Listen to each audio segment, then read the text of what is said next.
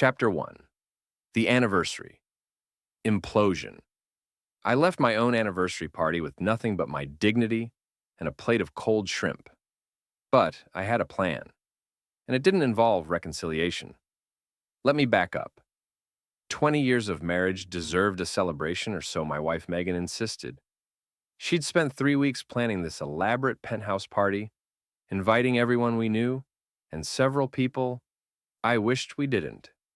The champagne was flowing, the catered food was pristine, and my wife was glowing, but not because of me. Tom, you simply must meet Dylan again, Megan gushed, dragging me toward a muscular guy with perfectly styled hair and a smug grin. You remember Dylan from college, don't you? Of course I remembered Dylan. Megan's ex-boyfriend, the one she'd dated for 2 years before we met. The one she still followed on social media. The one whose gym membership she'd mysteriously acquired last year. Sure, I said, extending my hand. The backup husband? The joke had been floating around all evening. Megan's friends Lisa and Carol thought it was hilarious. How Megan had kept Dylan as her emergency contact for 20 years. How she'd joke about having a plan B if things with me didn't work out. How Dylan was still single and available. Tom's so funny, Megan laughed, but her eyes weren't laughing. Dylan's been such a good friend to both of us. Friend, right. Friends don't text each other at midnight. Friends don't have private gym sessions. Friends don't exchange the kind of looks I'd been watching all evening. I'm not stupid. I manage high-end corporate events for a living. I noticed details. The way Megan had spent an hour getting ready, trying on 3 different dresses, the way she'd positioned Dylan next to her at dinner, the way she kept touching his arm when she laughed. Tom's always been the jealous type, Carol was telling someone near the kitchen. But honestly, if I had Dylan as a backup, I'd be tempted too. Megan's got the best of both worlds, Lisa added. Stability with Tom, excitement with Dylan. She's always been smart that way. I stood there holding my whiskey, listening to my wife's best friends discuss her affair like it was a stock portfolio. The rage built slowly, professionally. I've learned to control my emotions in this business. You can't throw a tantrum when a client changes their entire wedding theme 3 days before the event. But this wasn't business. This was my life. Dylan, I called out, walking across the room with deliberate calm. Mind if I tag you in? The room went quiet. Not completely silent, but that subtle shift when people sense drama brewing. What do you mean? Dylan asked, still wearing that cocky smile. I reached into my pocket and pulled out my wedding ring. 20 years of marriage, reduced to a simple gold band. I'd put it on with such hope and excitement 2 decades ago. Now it felt like a shackle.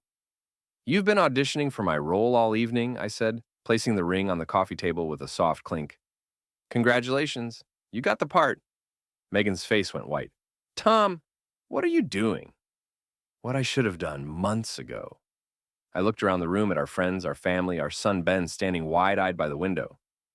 Ladies and gentlemen, I'd like to thank you all for coming to my farewell performance as Megan's husband.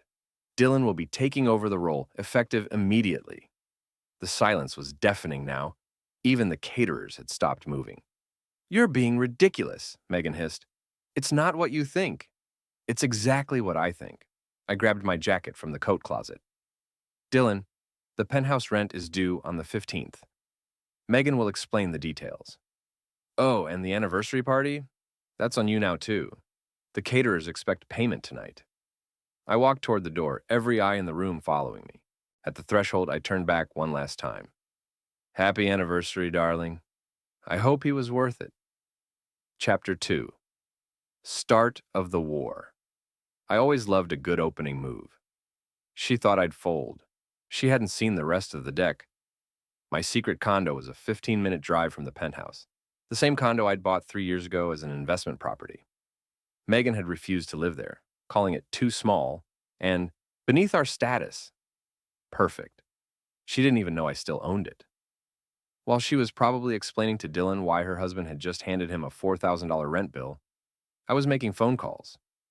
Janet, it's Tom. Sorry to call so late, but I need to freeze the joint accounts first thing Monday morning. Janet Morrison was the best divorce attorney in the city, and she owed me a favor. I'd planned her daughter's wedding last year, turning a potential disaster into a fairy tale when the original venue burned down. Tom, are you sure about this? It's pretty aggressive. She's been planning this for months, Janet. I'm just catching up. The beautiful thing about being married to someone for 20 years is that you know all their financial habits. Megan lived paycheck to paycheck despite making six figures at her PR firm. She spent money like water, designer clothes, expensive dinners, spa treatments, and lately, a personal trainer who looked suspiciously like Dylan. Our joint account had $12,000 in it, legally mine to withdraw. Her car, a BMW I'd bought for her birthday 2 years ago, was titled in my name, legally mine to reclaim. The penthouse lease was month to month, and I'd been the one signing the checks, legally mine to terminate. By Monday morning, Megan would wake up to discover that her comfortable life had evaporated overnight. No access to money, no car, and 30 days to find a new place to live. My phone buzzed with texts starting around midnight. Tom, please call me. We need to talk. This is insane. Come home so we can discuss this like adults. You're scaring Ben. He doesn't understand what's happening. I turned off my phone and poured myself a scotch. Ben was 16 and smart. He understood exactly what was happening. He'd probably been watching his mother's behavior longer than I had. Tuesday morning brought more interesting developments. Janet called with an update. Megan's attorney is panicking, she reported. Apparently, she had no idea about your financial situation. She thought the joint account was your only asset. What about the penthouse? She's scrambling to cover the rent and the anniversary party bill. The caterers are threatening collections. And Dylan? Janet laughed. Funny you should ask. Seems Mr. Wonderful's gym is leveraged to the hilt. He can barely cover his own expenses, let alone play sugar daddy to your wife. Perfect. Megan had bet everything on a man who was broker than she was. There's something else, Janet continued. I did some digging on Dylan's business. His gym has some interesting regulatory issues. Health code violations, unpaid taxes, complaints from former employees about wage theft. Interesting how? Interesting enough that a concerned citizen might feel compelled to report them to the appropriate authorities. I smiled for the first time in weeks. Janet, you're terrible. I learned from the best. Your event planning skills translate beautifully to legal warfare. That afternoon, I drove past the penthouse. Dylan's Mustang was parked outside, a cherry red convertible that screamed, midlife crisis. I took a photo and sent it to my son with a simple message. Your mom's new boyfriend has interesting taste in cars. Ben texted back immediately. Dad, can I come stay with you? Anytime, kiddo. Your room's ready. By Thursday, Megan was getting desperate. She showed up at my office looking haggard and angry. Tom, this has gone far enough. You can't just destroy our family over a misunderstanding. Misunderstanding? I didn't look up from my computer. Is that what we're calling adultery now? I never slept with Dylan. But you wanted to. You planned to. You were already living like you had. I finally met her eyes. The only thing that stopped you was timing. She sat down without being invited. What do you want? I want you to understand what you threw away. 20 years of marriage, a son who worshipped you, and a husband who would have done anything for you. You traded all of that for a man who can't even pay his own rent. Dylan's business is just going through a rough patch. Dylan's business is about to go through a lot more than a rough patch. Her face went pale. What did you do? Nothing illegal. Nothing unethical. Just made sure the right people knew about the right violations. I stood up and walked to the window. You wanted excitement, Megan. How's this for exciting? Chapter 3. The Investigation. It's amazing how fast your world crumbles when the right domino falls. I just gave it a little nudge.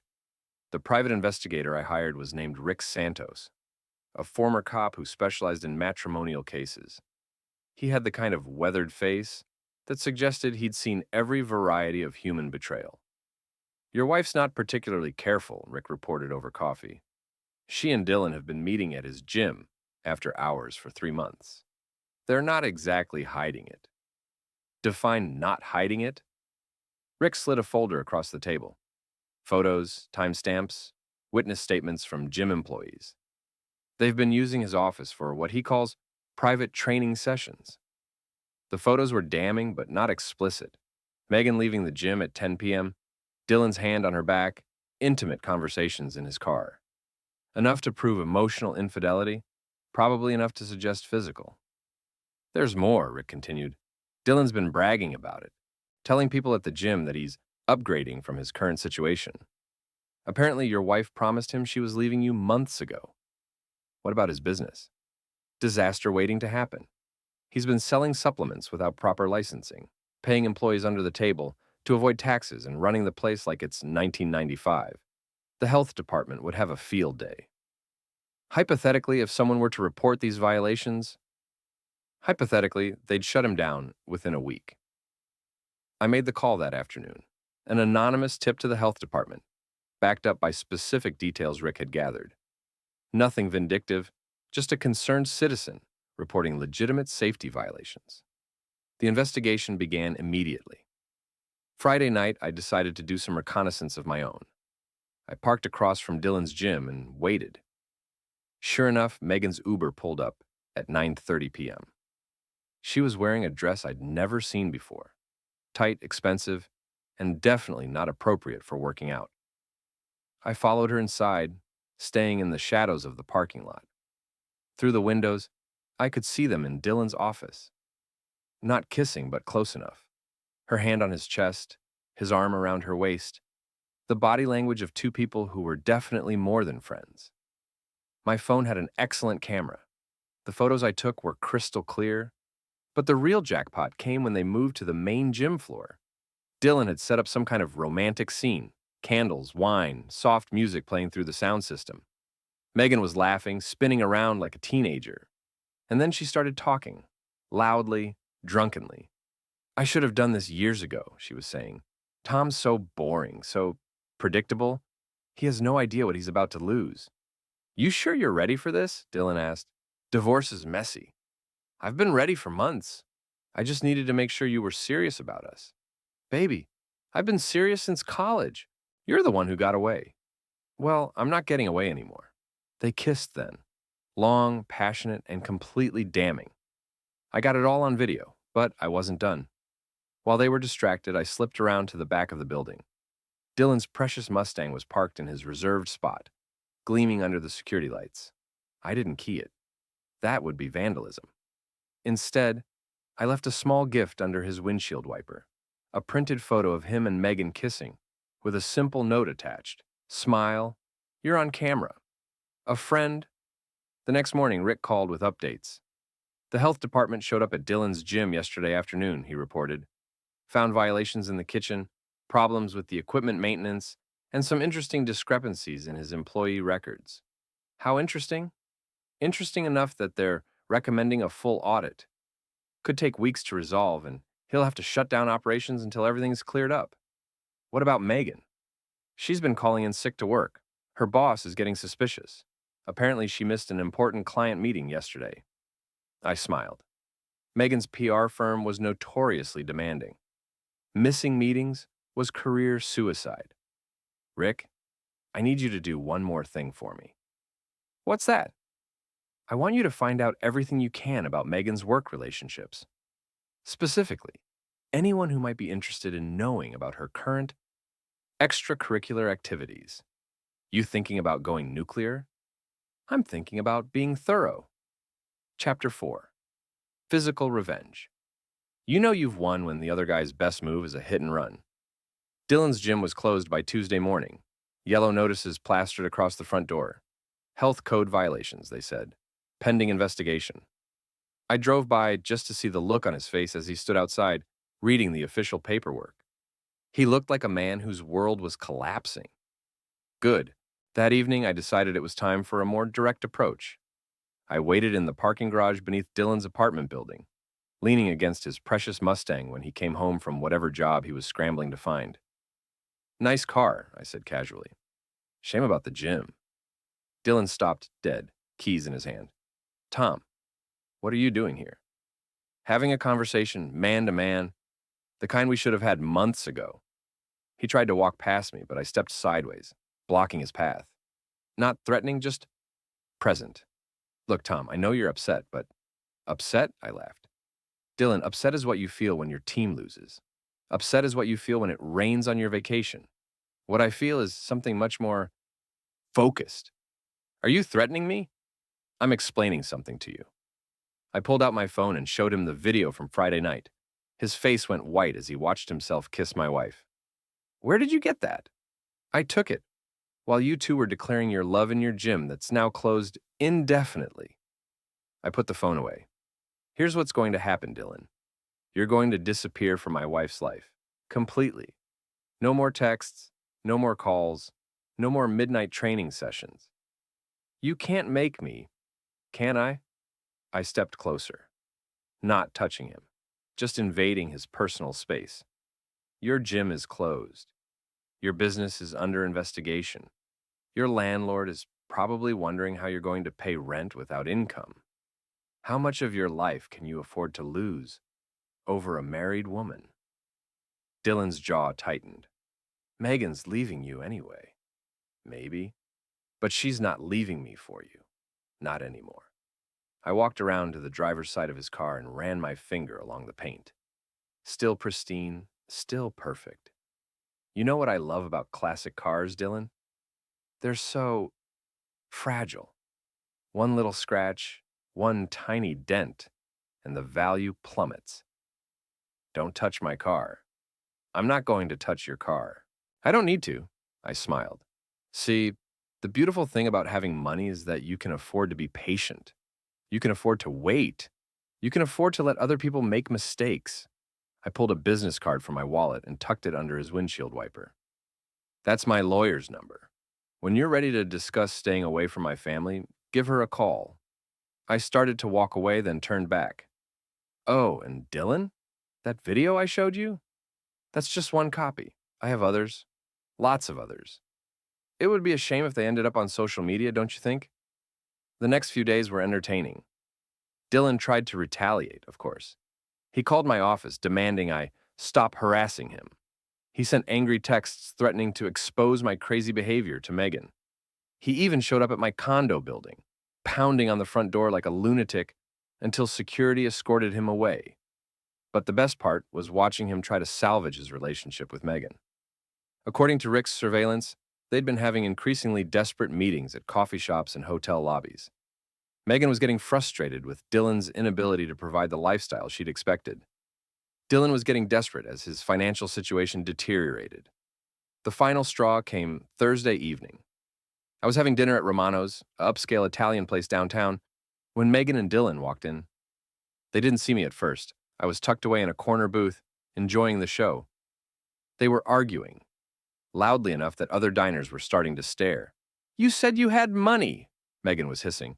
You said you could take care of me. The gym situation is temporary, Dylan insisted. Once I get through this investigation, when? Tom's frozen all my accounts. I can't even pay for groceries. We could get a place together. Something small, just until... Small? Megan's voice rose. Dylan, I'm not moving into some studio apartment. I have a reputation to maintain. That's when I decided to join the conversation. Excuse me, I said, walking over to their table.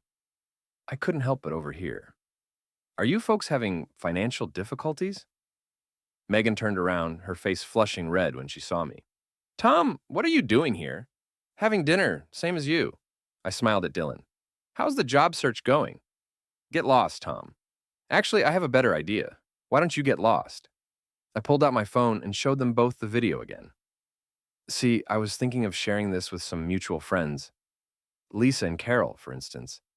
They'd find it fascinating. You wouldn't dare. Try me. Megan grabbed Dylan's arm. Let's just go. No, Dylan said, standing up. I'm tired of this guy's games. Games? I laughed. Dylan, this isn't a game. Games have rules. Games are fair. This is something else entirely. He took a step toward me, and I could see the desperation in his eyes. A man with nothing left to lose. You think you're so smart, he said. You think you've won. I don't think I've won, Dylan. I know I've won. The question is, How much more you want to lose before you accept it? That's when he snapped. Dylan lunged at me, swinging wildly. I stepped aside easily. The man was emotional, not tactical. He stumbled, crashed into an empty chair, and went down hard. The entire restaurant was staring now. Megan looked mortified. "Sir, I'm calling the police," the manager announced. "No need," I said calmly, helping Dylan to his feet. "Mr. Morrison was just leaving. Weren't you, Dylan?" He looked around at all the faces watching him, at Megan's embarrassed expression, at the manager holding a phone. "This isn't over," he muttered. "Actually," I said, "it is." Chapter 5. Social and Legal Annihilation. She said I was heartless. She was right. She made me this way. The restaurant incident made the local gossip blogs within hours. PR executive's love triangle turns violent at Romano's, read one headline. Another called it midlife crisis meltdown at upscale eatery. Megan's professional reputation, carefully cultivated over 15 years, was crumbling in real time. Her boss, Patricia Hendricks, called an emergency meeting Friday morning. I knew this because Rick had cultivated a source inside Megan's PR firm, a junior associate named Amanda who'd been passed over for promotions while Megan advanced. "They're suspending her pending an internal review," Amanda reported to Rick. "Patricia's furious about the negative publicity. Says it reflects poorly on the company's image." "What kind of review?" "They're looking into her recent work performance, client relationships, expense reports, the whole package." Perfect. Megan's affair with Dylan wasn't just personal anymore. It was professional suicide. But the real fireworks came Monday morning in family court. Janet had filed for an expedited hearing, citing Megan's adultery and abandonment of marital responsibilities.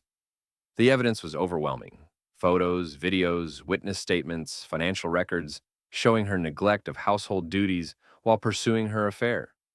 Megan showed up with a public defender. She couldn't afford private counsel anymore.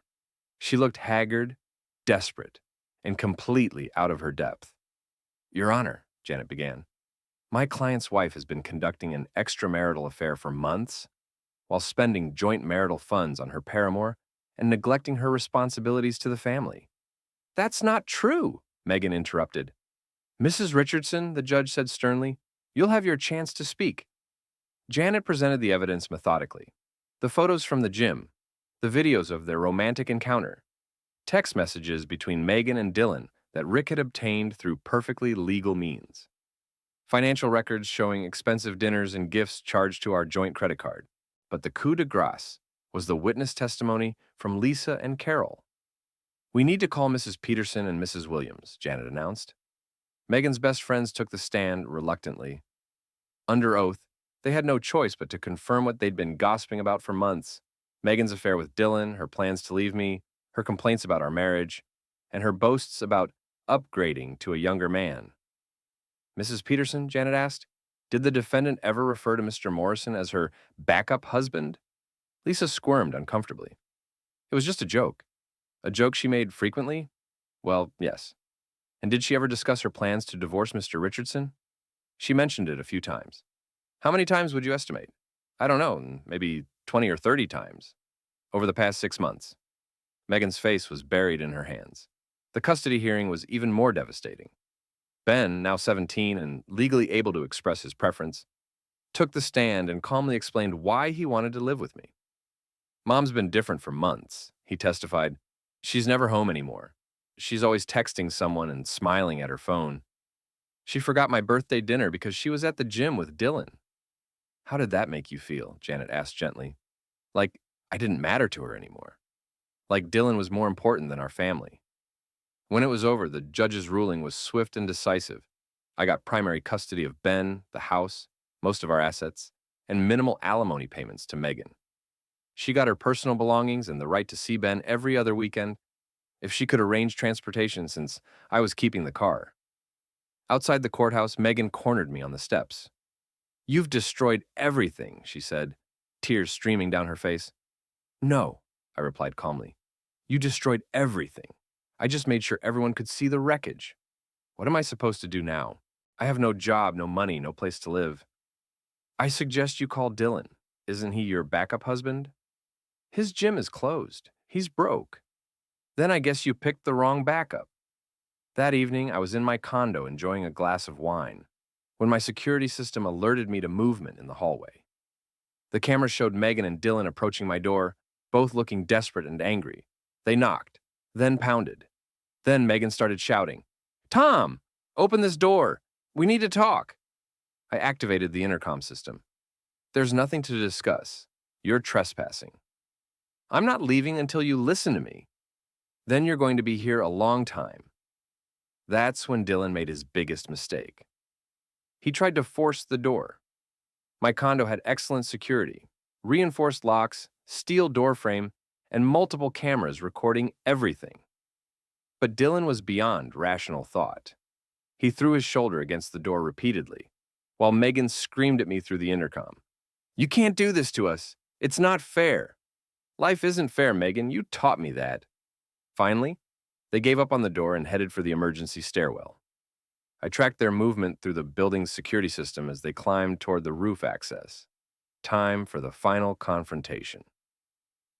Chapter 6. The Final Showdown. The roof of my building was a spectacular place to end a marriage, 20 stories above the city, with a panoramic view of the lights below and storm clouds gathering overhead. I found Megan and Dylan huddled near the emergency exit, soaked from the rain that had just started falling. They looked like refugees from their own bad decisions. "Romantic spot," I said, stepping out into the storm. "Very cinematic." "Tom, please," Megan said, her makeup running in the rain. "We can work this out." "Work what out exactly? Your affair? Your lies? Your complete destruction of our family?" Dylan stepped forward, trying to look threatening despite being drenched and shivering. "You've had your fun, Tom. Enough is enough." "Enough?" I laughed, rain streaming down my face. "Dylan, I'm just getting started." I pulled out my phone and showed them the screen. A live stream was broadcasting to Facebook, Instagram, and Twitter simultaneously, all of our mutual friends and family watching in real time. "Say hello to everyone," I said, turning the camera toward them. "They've been following your story with great interest." Megan's face went white. "Turn that off." "Why? Isn't this what you wanted? To be with Dylan? To leave your boring husband for something more exciting?" The rain was coming down harder now, and lightning flickered in the distance. Dylan made a grab for my phone, but I stepped back easily. "Careful, Dylan. We're on camera. Wouldn't want people to think you're violent." "You're insane," he said. "Am I? Let's review the facts. You seduced a married woman. You helped her betray her family. You destroyed a 20-year marriage for your own gratification. And when the consequences caught up with you, you tried to break into my home." I smiled at the camera. Which one of us sounds insane? Megan was sobbing now, her designer dress clinging to her body in the rain. "Tom, I'm sorry, I made a mistake. Please just turn off the camera and we can talk." "Talk? Like we talked when you were sneaking around behind my back? Like we talked when you were planning to leave me for your backup husband?" I walked closer to Dylan, who backed toward the roof's edge. Not close enough to be dangerous, but close enough to make my point. "You know what the funny thing is, Dylan? You thought you were stealing something valuable, but you just took out my trash." "What do you mean?" "I mean, Megan isn't a prize. She's a woman who throws away 20 years of marriage for a few months of excitement. She's a mother who abandons her son for a gym rat. She's a person who lies, cheats, and manipulates everyone around her." I looked directly into the camera. "What makes you think she won't do the same thing to you?" Dylan's face crumpled as the reality hit him. He'd destroyed his business, his reputation, and his future for a woman who had already proven she couldn't be trusted. "The truth is," I continued, "you two deserve each other. You're both selfish, short-sighted, and completely incapable of keeping commitments. The only difference is that I'm done enabling it." I walked over to Megan and handed her a manila envelope. "What's this?" "Divorce papers, final decree, custody agreement, your new reality." She opened the envelope with shaking hands, rain soaking the legal documents. "You get nothing," I explained for the camera's benefit. "No alimony, no assets, no custody. Just the consequences of your choices." "This can't be legal." "It's completely legal. Adultery has consequences in this state. Abandoning your child has consequences. Lying in court has consequences." I shrugged. "You gambled everything on Dylan. How's that working out?" Dylan was staring at Megan with growing horror. You told me you'd get half of everything in the divorce. I thought I would. You told me Tom was broke. I thought he was. You told me your job was secure. Megan couldn't meet his eyes. She lied to you about everything, I said helpfully. Just like she lied to me? Just like she'll lie to the next guy. The live stream was exploding with comments. Friends and family members expressing shock, disgust, and support for my position. Megan's professional contacts distancing themselves from the scandal. Dylan's few remaining friends mocking his stupidity. Tom, Megan whispered, what am I supposed to do now? I don't care, I said simply. For 20 years, I cared about your happiness, your success, your dreams. I cared when you were sad, worried when you were stressed, celebrated when you succeeded. But you threw all of that away for a few months with him. I gestured toward Dylan, who was now sitting on the wet concrete with his head in his hands. So, figure it out yourself. Both of you. You're adults. You made adult decisions. Now live with adult consequences. I started walking toward the stairwell, then turned back one final time. Oh, and Megan? Don't contact Ben unless he contacts you first. He's been through enough. The last thing I heard as I headed downstairs was Dylan asking Megan, where are we going to sleep tonight? I didn't stick around to hear her answer. Back in my condo, I poured myself a scotch and watched the social media explosion continue. The live stream had been viewed thousands of times. The story was spreading across the internet like wildfire. Megan and Dylan's humiliation was complete and permanent. My phone rang. It was Ben. Dad? I saw the live stream. Are you okay? I'm perfect, son. How are you? Relieved, honestly. I was worried you were going to take her back. Never. Some things can't be forgiven. Good. Can I come over? This place feels weird without you here. Your room's ready. It's always ready. After Ben arrived and we talked for hours about everything that had happened, I stood on my balcony looking out at the city. The storm had passed, leaving the air clean and fresh. My phone buzzed with a text from an unknown number. This isn't over. I smiled and deleted it. Dylan could threaten all he wanted. He had no power left, no leverage, no resources. He was just a broken man clinging to the wreckage of his own bad decisions. Some anniversaries are unforgettable. This one, let's just say I got my money's worth.